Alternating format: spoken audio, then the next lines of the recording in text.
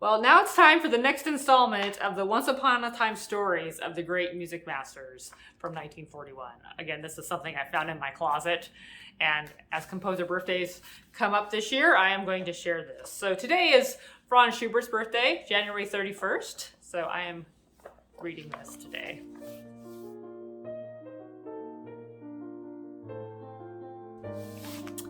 Dear children, once upon a time, on a cold winter night in Austria, little Franz Schubert was born. The home into which he came was one of poverty.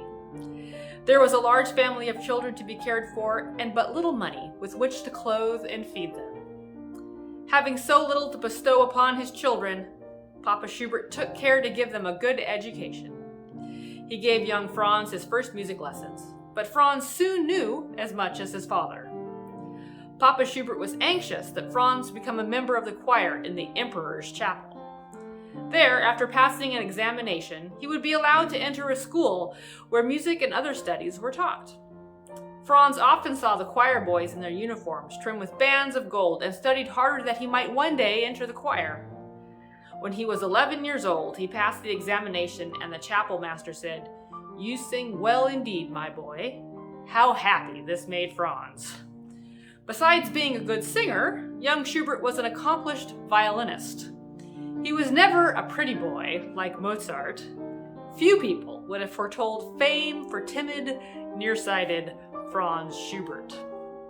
Setting poems to music was something Schubert especially liked to do.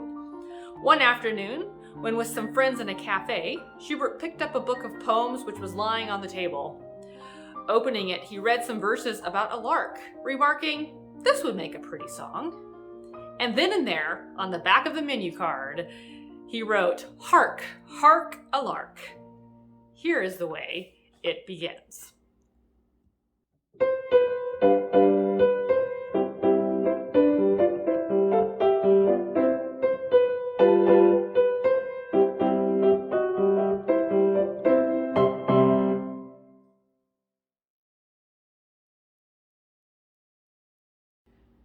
Schubert was particularly fond of the great German poet Goethe and set many of his poems to music.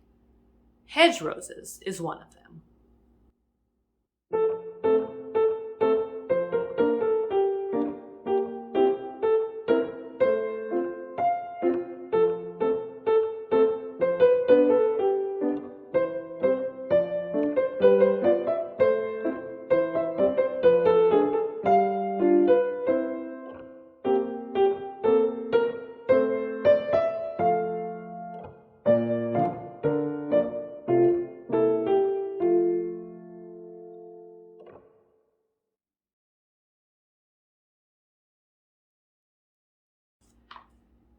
Schubert once composed a march that is known the world over. It is called March Militaire, or Soldier's March. When you see this announced on a radio program, you must surely listen in. Here is a melody from it.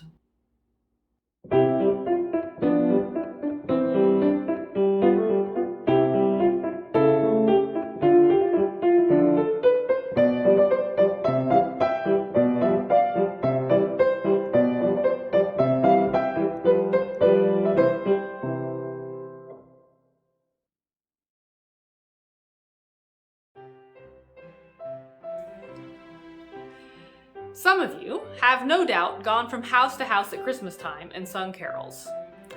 If you had sung other songs, we might have said you were out serenading. Many serenades have been written, but none as lovely as Schubert's. Listen for it on the radio. Schubert wrote some 600 songs during his lifetime. Shall we call him the King of Song? He was not much of a success as an opera writer. An opera is a story set to music. Great singers sing and act these stories or operas. You will enjoy this bit from the intermezzo, which is an in-between piece from Schubert's Rosamond.